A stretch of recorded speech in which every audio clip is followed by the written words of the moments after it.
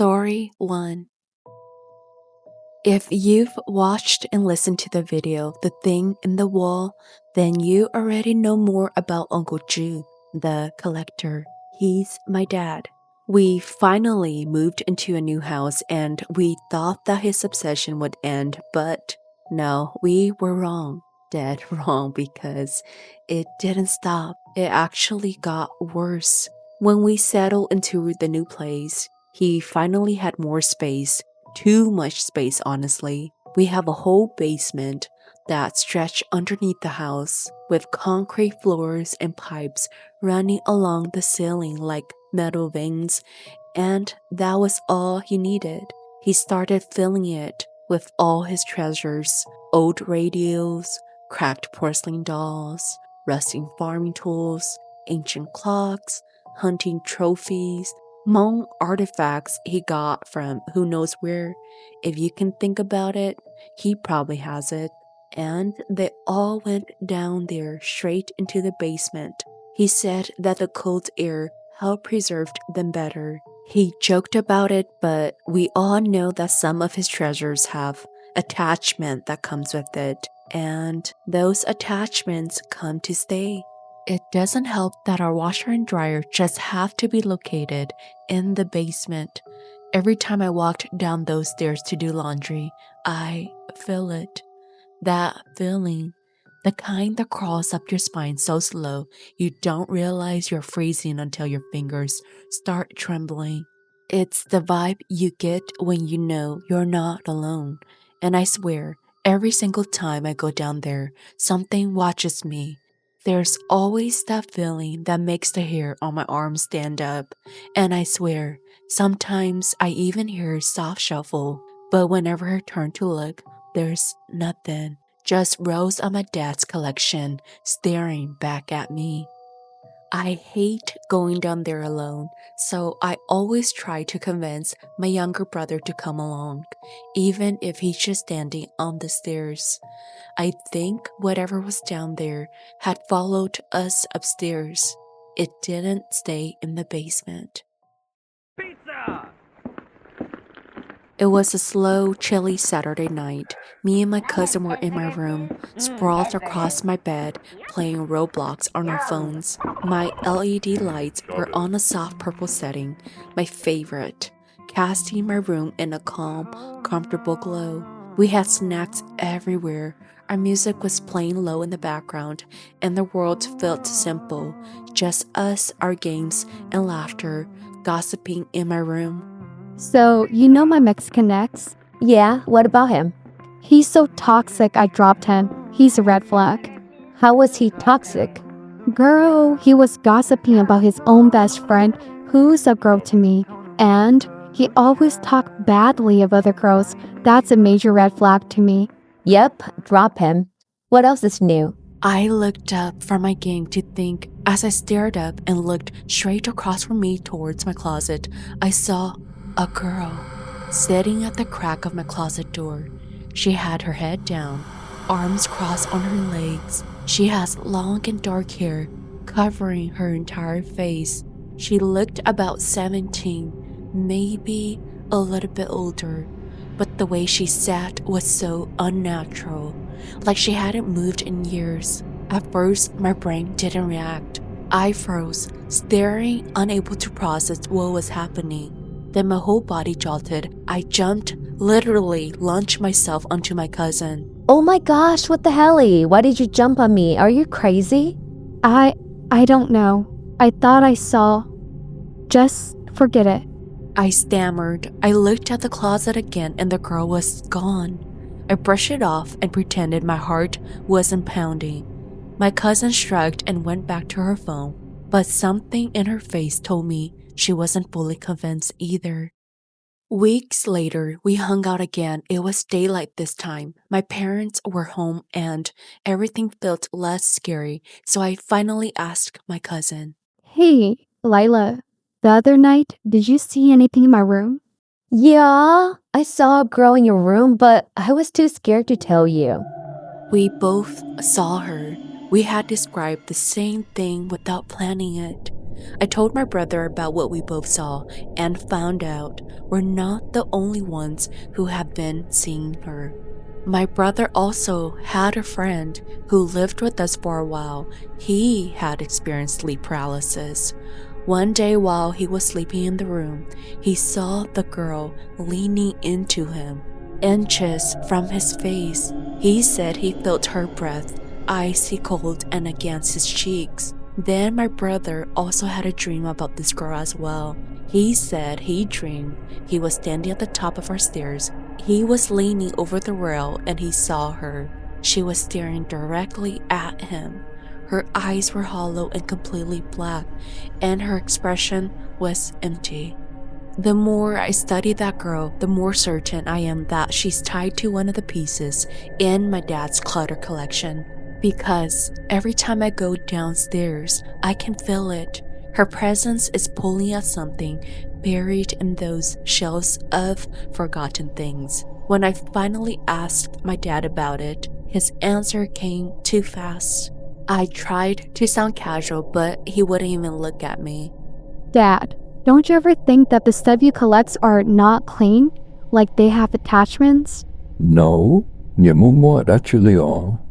I think my dad is caught in between the obsession he has with collecting these strange objects and the fear of what one of them might actually be. Or he's hiding the truth on purpose, trying to keep me and my siblings from knowing just how dangerous these things are. Yep, that was actually my cousin's experience with it.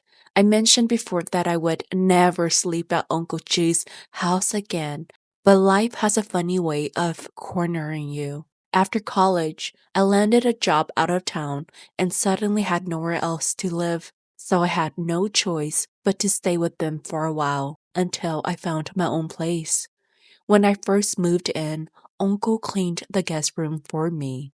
Alice, có bự họ hông guest room nữa, có thứ mỗi giờ bạn cho ta lỡ, có thể có ni ra chuyện là chỉ có cái cho cô nữa. Okay, thank you, Uncle. I looked in the room and thank God I no longer see that doll that used to scare me and make noises in the middle of the night. Maybe he removed it somewhere else or let it go. I didn't bother asking because I don't want to know what happened to it. The first few nights, I was hyper aware of every little noise, every shadow, every strange shift in the air around the house. But nothing happened, not even a single thing. It actually surprised me so much that I started thinking maybe I really overreacted. Or maybe, just maybe, it was waiting for me to let my guard down.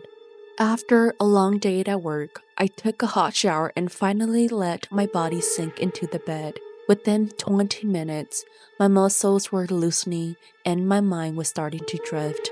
My body, right at the edge of sleep, the mattress dipped as if someone was stepping onto the bed. I could feel the indentation with each step, closer and closer. Then, something stepped directly onto my chest. I couldn't breathe, I couldn't move, I couldn't even open my eyes. My body froze, but my instinct took over. I reached up as fast as I could and grabbed whatever was on top of me. My fingers wrapped around a small, coarse, ice-cold ankle, tiny like a child. The moment I touched it, the thing stopped moving too. For a second, neither of us moved. Out of shock, I panicked and then I let go, gasping for air and forced my eyes to open. My hands shook as I scrambled for the lamp and flipped it on, but there was nothing. The room was empty. I slept with the lights on that entire night and every single night after that, because once you feel something like that, you don't want to ever risk turning the lights off. I couldn't help but think that this is the little boy with the wooden bird. He probably came to visit me again.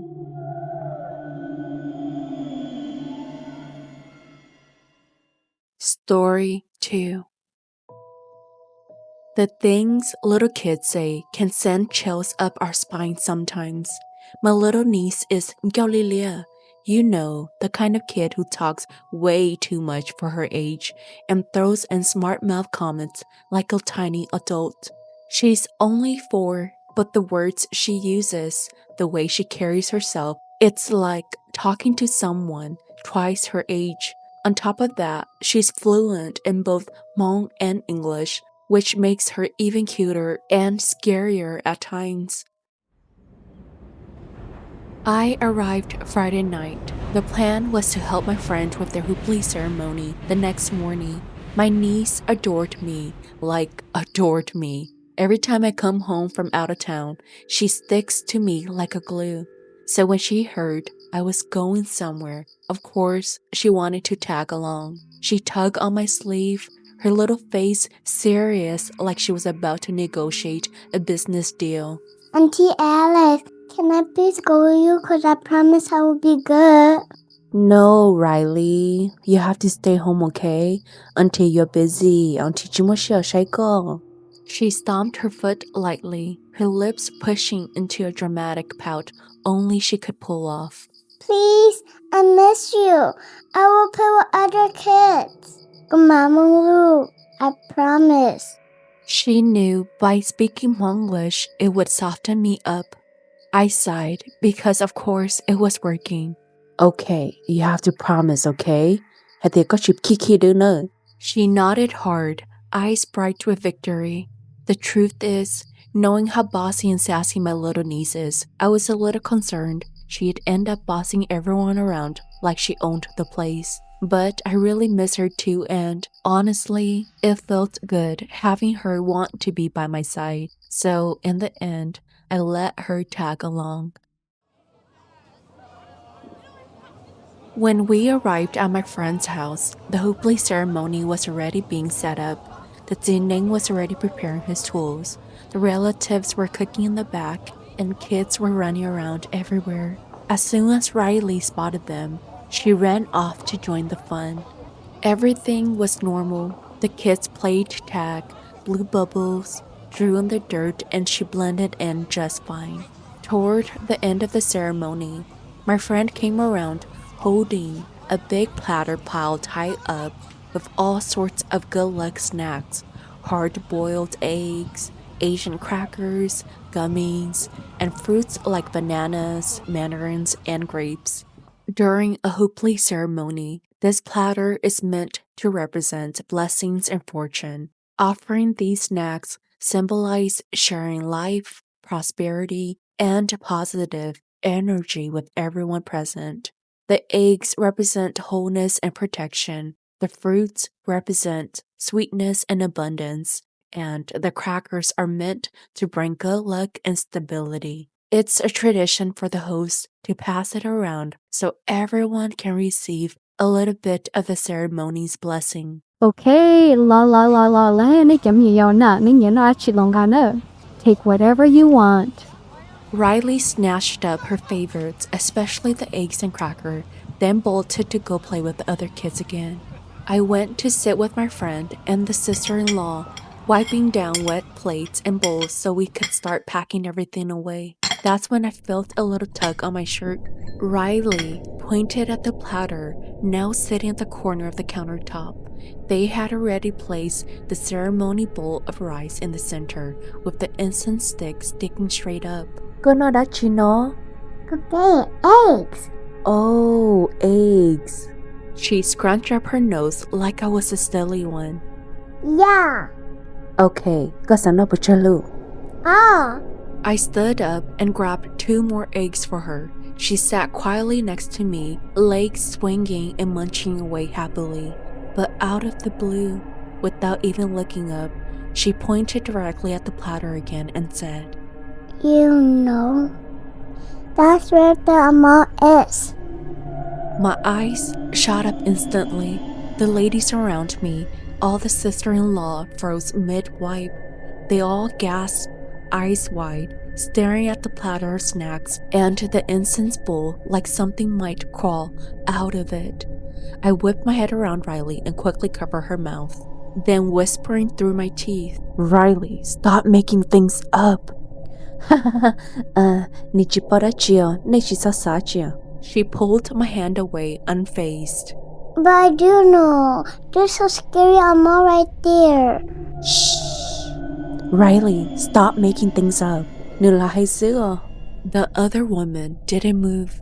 They just kept looking at the platter like maybe, just maybe, Riley saw something none of us could. Another time, Riley tagged along with me to the dam. We live in a small town with a really peaceful dam. It's a perfect place for taking walks and getting some exercise. In the evenings, especially around sunset, the place is filled with elderly Hmong folks out for their daily stroll. The breeze is cool and the water sparkles, and the sky turns golden pink over the hills. Walking from one end of the dam and back is about a mile, just enough to feel good without tiring yourself out. That day, Riley held my hand, swinging her arm as we walked. She hummed a little song to herself, skipping every steps. I glanced toward the water, watching the sunlight ripple across the surface. Suddenly, Riley looked up at me with the most casual expression. You know the lizards are here? I stopped mid-step. How do you know? She shrugged, just shrugged, like it wasn't a big deal. I just know. Then she skipped ahead, leaving me standing there with a chill creeping up my back. The whole walk back, I couldn't shake the goosebumps off my arms. Riley acted like she hadn't said anything unusual at all, but my mind kept replaying her words. Later that evening, I told my sister-in-law about what Riley said. Ja, Riley, G, Olalunda. She doesn't even know what that means. You sure? She said it so clearly now. Yeah, she doesn't know the Hmong word for dragon yet.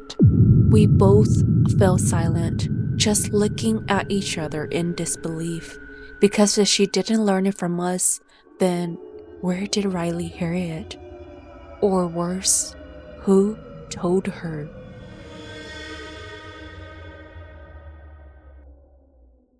Hello guys, I want to give a special thanks to my little niece for voicing herself. She can be such a handful at times, but I love it. Like I mentioned, so sometimes but I love every moment with her. I did rename her in the story to protect her privacy, so rest assured if you ever submit your stories to me, you'll remain anonymous. As always, if you enjoyed this story, Hit the button and subscribe. okay.